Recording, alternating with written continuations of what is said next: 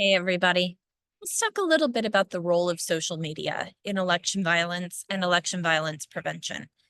I want to start by just saying that social media is part of how most of us exist in the world today. Not all of us, but most of us have some kind of social media presence. In fact, even if you have an account on YouTube, technically you have a social media presence. For me, it's about Facebook and Instagram, and I like Twitter still because I like the cat videos, but that's about it. So there are ways that I'm definitely on the online world and I'm interacting. I like it. It's part of our reality. Social media does some amazing things. So, for example, it builds relationships. There are people that I have met all over the world, and I'm still in contact with them only because we share common social media platforms. And so we're connected that way. Also, I learn interesting stuff. Sometimes it's cat videos, but sometimes I learn interesting science facts or I'm getting into news articles and stuff like that. It's fascinating.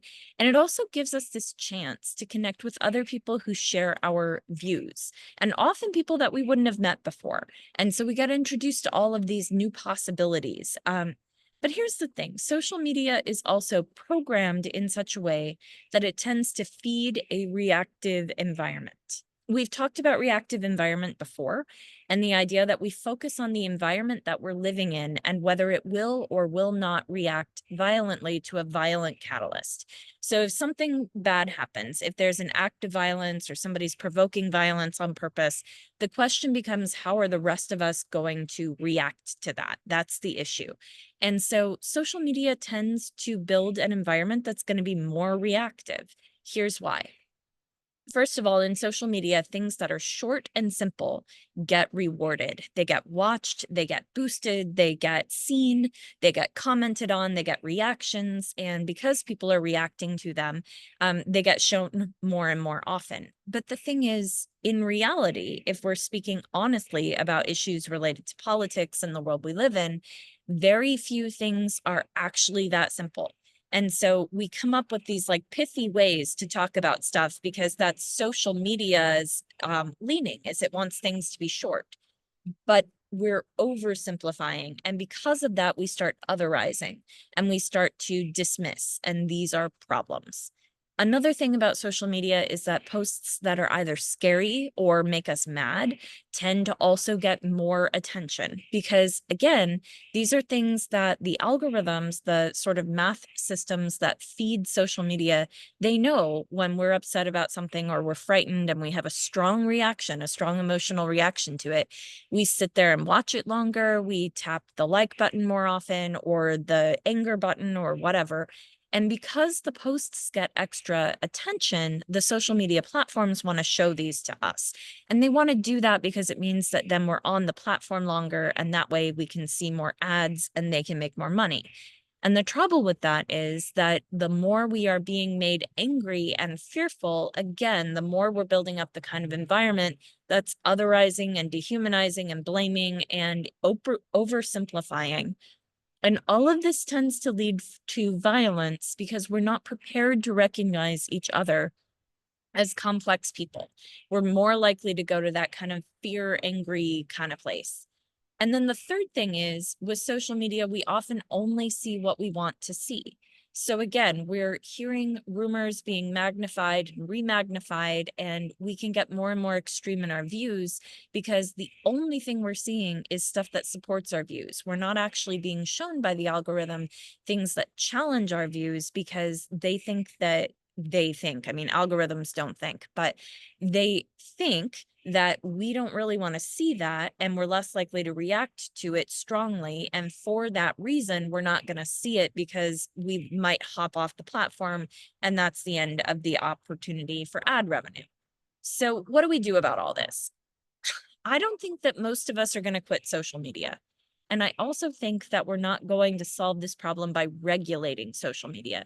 There might be good reasons to make more laws, but I'm not going to get into that. I'm not an expert in that specific area. But here's what we can do.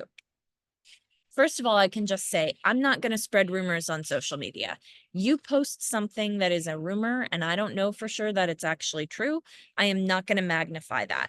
I'm also not going to take posts that I know are intended to make people go, yeah, and feel vindicated and send those out because those are not actually helpful in any way and they reinforce that kind of blame environment.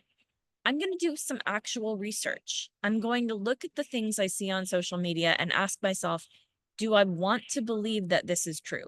And if I do want to believe it, and I'm being probably shown it because I want to believe it, that all by itself is reason for me to doubt that it's true and to look it up and see, is this situation actually more complicated? Social media, not a great place to do more research because I'm just going to see the same things again and again.